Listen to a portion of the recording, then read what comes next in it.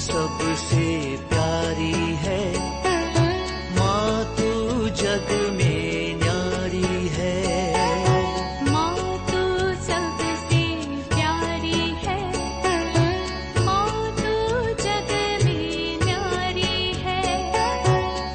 अपने आंचल में रखना, अपने आंचल में रखना, हमें वरदानों से भरना। माँ तू सबसे प्यारी है, माँ तू जग में न्यारी है। माँ तू सबसे प्यारी है, माँ तू जग में न्यारी है। पिता, पुत्र और पवित्र आत्मा के नाम पर आमेन। आप सबों को जय यीशु। आज चालीसा काल मन चिंतन के अंदर हम लोग लोभ लालच के विषय में मनन चिंतन करेंगे। तिमोथी का पहला पत्र उसके अध्याय 6 वाक्य 6 से आगे अगर हम पढ़ें, वहां पर इस लालच के विषय में लिखा हुआ है। थोड़ा सा पढ़ लेता हूं वाक्य 6 से। 1 तिमोथी चैप्टर 6 वर्स 6 ऑनवर्स।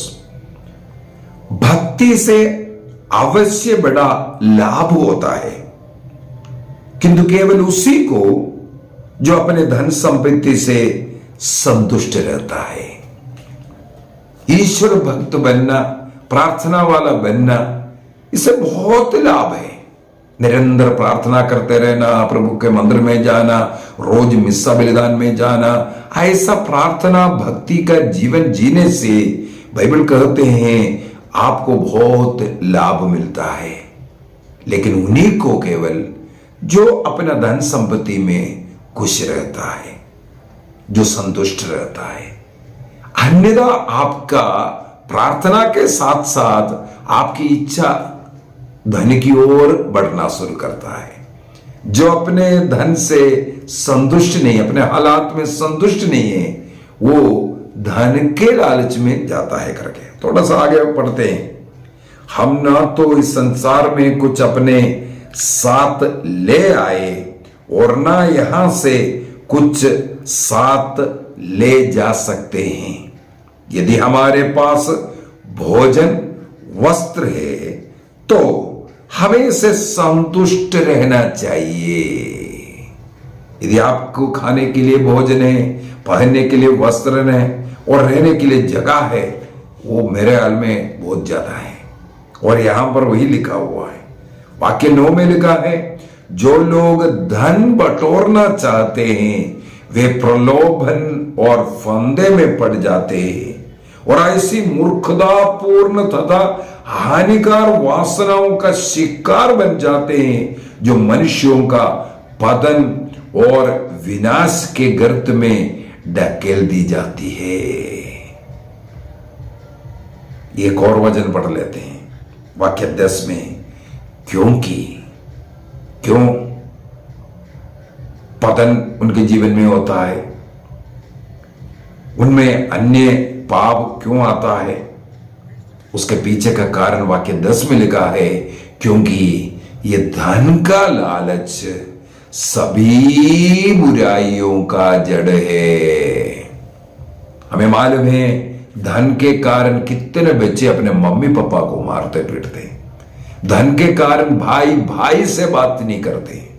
थोड़ा सा जमीन के पीछे, थोड़ा पैसे के पीछे अपने रक्त संबंधियों का हत्या करने वाले, माता पिताओं को मारने वाले, पैसा के लिए हिसाब किताब, धन का दे दो, ये दे दो, वो दे दो, जैसे लगता है उसने कमा कर रखा हुआ है।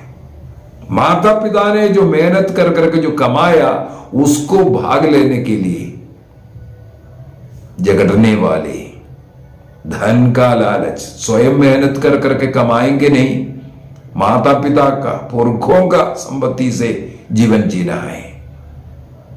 इसी लालच में पड़कर कई लोग विश्वास के मार्ग से भटके। अगला वचन यही है। धन के लालच में कई लोग विश्वास के मार्ग से भटक गए। उन्होंने बहुत ही यंत्रणाएं झेलना पड़ी।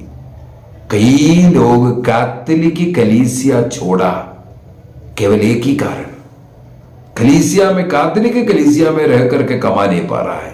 ईमानदारी से जीना पड़ेगा।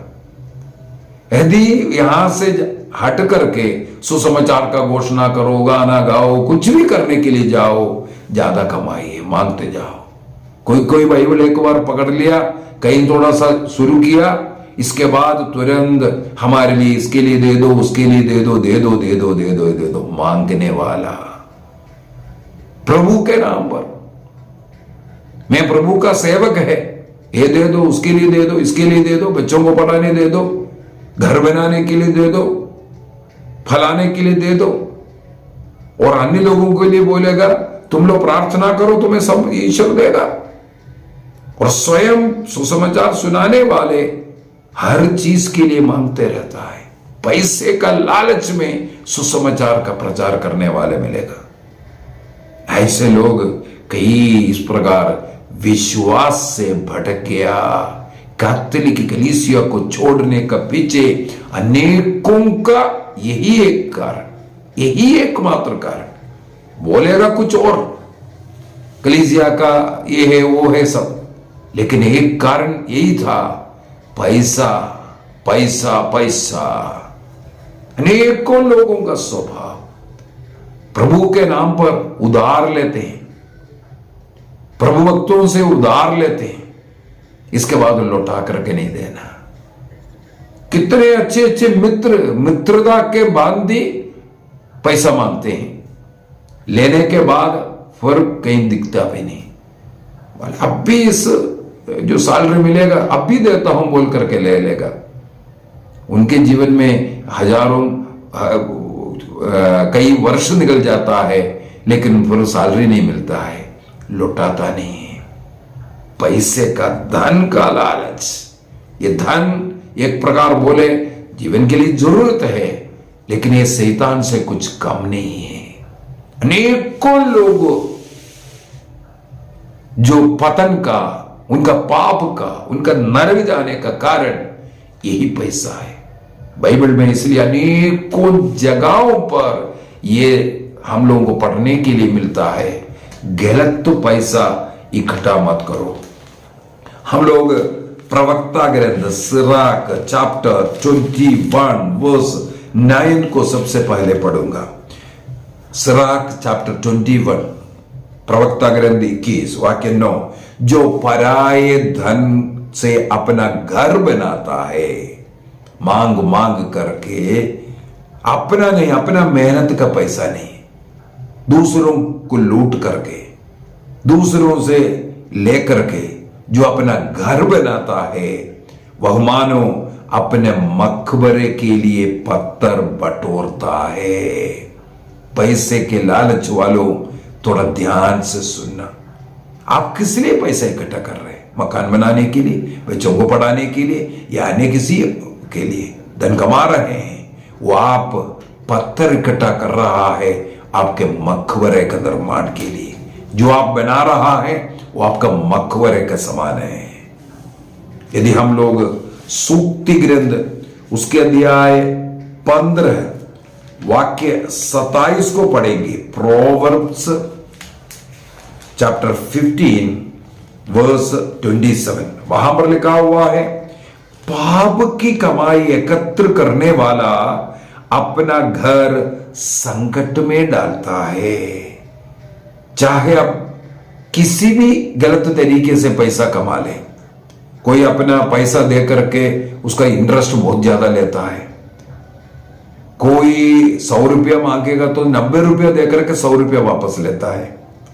इस प्रकार दूसरों को लूट करके जो कमा रहा है वो आप अपने घर को संकट में डालता है। इसलिए इस प्रकार के धन से थोड़ा दूर रहने की जरूरत है। यदि हम लोग सूक्ति ग्रंथ उसके अध्याय 28 वाक्य 8 को पढ़ेंगे, वहां पर ये लिखा हुआ है, जो ब्याज और सूदखोरी से अपना धन बढ़ाता वह उसे दरिद्रों पर दया करने वालों के लिए एकत्रित करता है। अर्थात तुम ब्याज लेकर के सूदखोरी के द्वारा पैसा इकट्ठा कर रहा है, तुम्हारे उपयोग में वो नहीं आएगा। मुझे कई बार ईसा मसीह का एक शिक्षा बहुत स्पर्श किया। लूकस का सुसमाचार उसके अध्याय 12 में मिलेगा। लूकस का सुसमाचार, लूक चैप्टर 12 वाक्य 15 से यदि हम लोग पढ़े, वहां पर ईसा मसीह ने लूक चैप्टर 12 वर्स 15 वहां एक मूर्ख धनी व्यक्ति का दृष्टांत ईसा मसीह ने सुनाया। एक मूर्ख धनी व्यक्ति का, वहां वाक्य 15 में ईसा मसीह ने लोगों से कहा, सावधान रहो और हर प्रकार के लोभ से बचे रहो।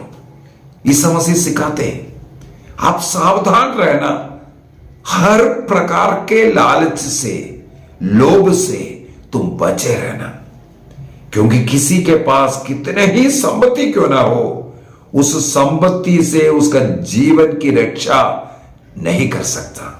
चाहे लाखों करोड़ों रुपया क्यों ना हो, ईसा मसीह बताता है वो पैसा आपके जीवन को, आपकी आत्मा को नहीं बचा सकता।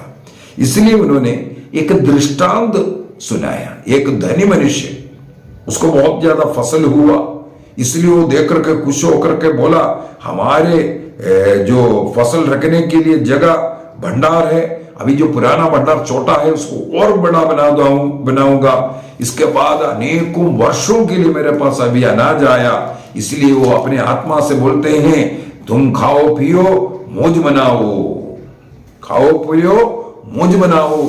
ये जब बोल करके जब वो आनंदित हो रहा था, तब ईश्वर ने उसे एक सवाल किया, अरे मूर्ख, ऐसे धनियों से जो पैसा दे करके, धन को दे करके जो घमंड करता है, जो खुशी मनाता है, उस ऐसे मूर्खों से ईश्वर बोलता है, अरे मूर्ख, इसी रात तेरे प्राण तुझसे ले लिया जाए और तूने जो इकट्ठा किया है वह अब किसका होगा।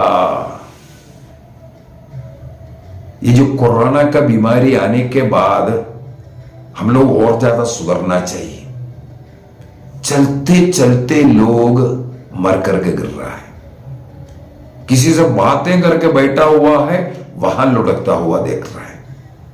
कितने लोग, धनी लोग, अच्छे अच्छे लोग अचानक इस संसार से गए। ये सब हमें क्या सिखाते हैं? उनकी कोई गलती या बुराई है ये मैं नहीं बोलूंगा, लेकिन हमारे लिए वो एक दृष्टांत है, हमारे लिए एक सबक है। धन के पीछे ज्यादा लालची नहीं होना है।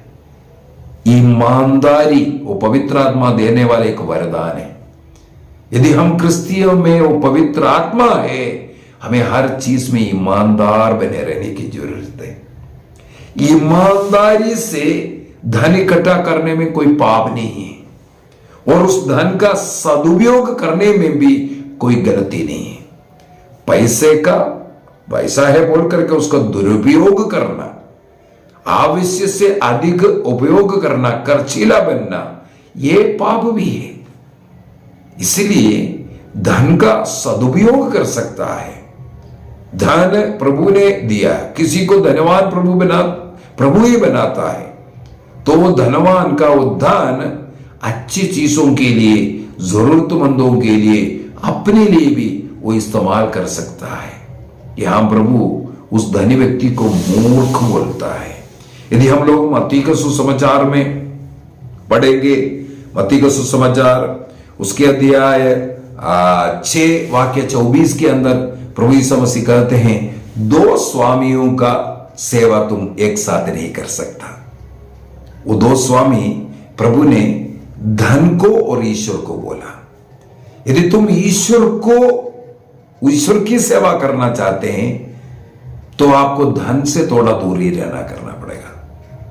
यदि धन को आप पकड़ेगा, आप ईश्वर की सेवा नहीं कर पाएगा। अनेकों लोगों का लक्ष्य धन है, इस कारण वो जो कर रहा है ईश्वर की सेवा नहीं, अपना पेट का सेवा कर रहा है। इसलिए प्रभु कहते हैं धन का लोभ से बचे रहना। और कोलोसियों का पत्र अध्याय 3 वाक्य 5 के अंदर, कोलोशियंस चैप्टर 3 वर्स 5 के अंदर संत पौलुस बता करके देता है ये धन का जो लोभ है, लालच है, वो ही मूर्ति पूजा का बराबर है। लालची व्यक्ति जो धन के लिए जो दिन रात मेहनत कर रहा है, आराम भी नहीं कर रहा है, पैसा पैसा बोल करके, वो एक प्रकार का मूर्ति पूजा है। ईश्वर से बढ़ करके, ईश्वर के स्थान पर तुमने धन को रखा है। इसलिए ईसा मसीह ने कहा धन को भी स्वामी बनाया, ईश्वर को भी स्वामी बनाया। ये दोनों को बराबर तुम पकड़ नहीं सकता। धन को पकड़ो ना तो ईश्वर को पकड़ो। हम इब्रानियों का पत्र उसके अध्याय 13 वाक्य 5 के अंदर हमें धन के लालच में जाकर के धन इकट्ठा करने में ज्यादा समय नहीं व्यतीत नहीं करना, धन के लालची नहीं, बल्कि ईश्वर पर पूरा भरोसा करने वाला बनो। हमारी जो जरूरत है, हमारे परिवार की जरूरत है, हमारे बच्चों की जरूरत है, प्रभु उसको चलाएगा, ये विश्वास करो। समय पर हमें प्रभु घर देगा, समय पर हमें प्रभु गाड़ी देगा, सब कुछ समय पर होगा, उसका इंतजार कीजिए। बाइबल पकड़ने के पहले महल बनाने का स्वप्न ये लालची का है, लालच का है। हमें इंतजार करना है, प्रभु उस समय पर हमें सब कुछ देगा। प्रभु का उस समय के लिए हमें इंतजार करना है। इसलिए इब्रानियों को लिखते हुए कहते हैं, इब्रानी 13:5, लालची नहीं, प्रभु पर भरोसा करो। तिमोथी का पत्र अध्याय 6:17 हो या फिलिपियों का पत्र अध्याय 4:19 हो, यह सब हम लोग पढ़ते हैं। हमारे जरूरत के अनुसार प्रभु पूर्ण रूप से हमें देगा। हमारे क्या जरूरत है वो पूर्ण करेगा। मेरे जीवन में अनेकों ऐसा मिरेकल्स हुआ है, मिरेकल्स। प्रभु में आश्रित रहा, प्रभु में भरोसा करा। मैंने जो पारिवारिक प्रार्थना एवं धर्म शिक्षा किताब उसको फर्स्ट टाइम जो प्रिंट करने के लिए 1.5 लाख से ज्यादा रुपया की जरूरत पड़ा। मेरे पास कुछ नहीं था उस समय पर। मेरे पत्नी नौकरी कर रही है, पत्नी से मैंने मांगा, पत्नी भी बोले इतना कहां से आएगा, इसलिए किताब को कम करो। देखो यदि किताब को कम करेगा तो एक एक किताब प्रिंट करने में बहुत ज्यादा पैसा लग रहा है, तो और ज्यादा हम लोगों के लिए कष्ट हो जाएगा। मैं प्रार्थना किया, प्रभु पर विश्वास, ये प्रभु का कार्य है। मैं पहले फौज में काम करता था, पता नहीं 1 रैंक 1 पेंशन बोल करके कुछ पैसा उस समय पर 2017 के अंदर जितना पैसा मुझे उस समय पर चाहिए था, 1.5 लाख का जरूरत था। मैं कभी सोचा नहीं, कभी सुना नहीं उसके विषय में, लेकिन जब मेरे को प्रिंट करने का उस समय आया, पूरा प्रूफ रीडिंग सब हो करके अभी प्रिंट के लिए फाइनल ऑर्डर देना है, कुछ एडवांस देना है, उतना समय आया, मेरे अकाउंट के अंदर 1.5 लाख रुपया आ गया। ये समय पर प्रभु देगा, समय पर प्रभु देगा। किसी से मांग करके नहीं, किसी ने ऐसा नहीं दिया। जो मैंने मेहनत किया हुआ था उसका जो अरियर्स है 1.5 लाख बन करके उस समय पर मिल गया। इसी प्रकार हमारे बच्चों के पढ़ाई के समय जो जरूरत है उस समय पर प्रभु रास्ता खोल करके देता है। हमें लालची बन करके पाप की ओर नहीं बढ़ना है। आइए हम अपनी आंखें बंद करें और एक निर्णय करें, हम लालची नहीं बनेंगे। पैसे के लालच में सूदखोरी हो या अन्य किसी भी तरीके से जो गलत धन, जो हमारा मेहनत नहीं है जिसका, उसको इकट्ठा करने के लिए, जैसे विवाह के समय पर कई ऐसा लड़कों के घर में डिमांड रहता है, अपने घर में एक साइकिल भी नहीं है वो 4 व्हीलर का डिमांड करता है, स्वयं इसका लायक नहीं है एक गाड़ी खरीदने का, लेकिन डॉरी के रूप में पत्नी जो लड़की आना है उसके घर में इस प्रकार का डिमांड करना कितना गलत बात है। आप में उतनी हिम्मत नहीं है एक गाड़ी खरीदने का, आप पत्नी के घर वालों से कैसे बोल सकता? इसी को तो नाम है लालच, डौरी मांगना। इतना दे दो, इतना सोना दे दो, इतना पैसा दे दो, ये खर्चा उठाओ, वो खर्चा उठाओ।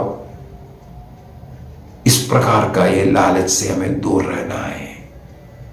और उसी प्रकार किसी से अगर उधार लिया है उसको लौटाना है।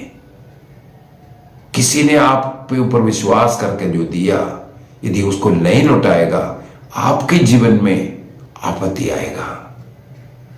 और लेने के बाद वापस नहीं लौटाना ये बहुत बड़ा पाप है। और संयम रखिए, प्रभु सही समय पर आपको उठाएगा। प्रभु के नाम पर मांगना या गिरवी रखा हुआ चीज लौटाना नहीं। पैसे के लालच में घूस लेना देना भी पाप है। घूस देना और घूस लेना, क्योंकि घूस दे करके अवैध काम करा रहा है, ये सब लालच के कारण है। तो हमें इस प्रकार का घूस लेना हो, घूस देना हो, ऐसे ऐसे कामों से हमें बच कर रहना है। इसके द्वारा हम नरक जाएगा। उस प्रकार का जो कमाया हुआ पैसा हमारे घर के अंदर घर को संकट में डालेगा।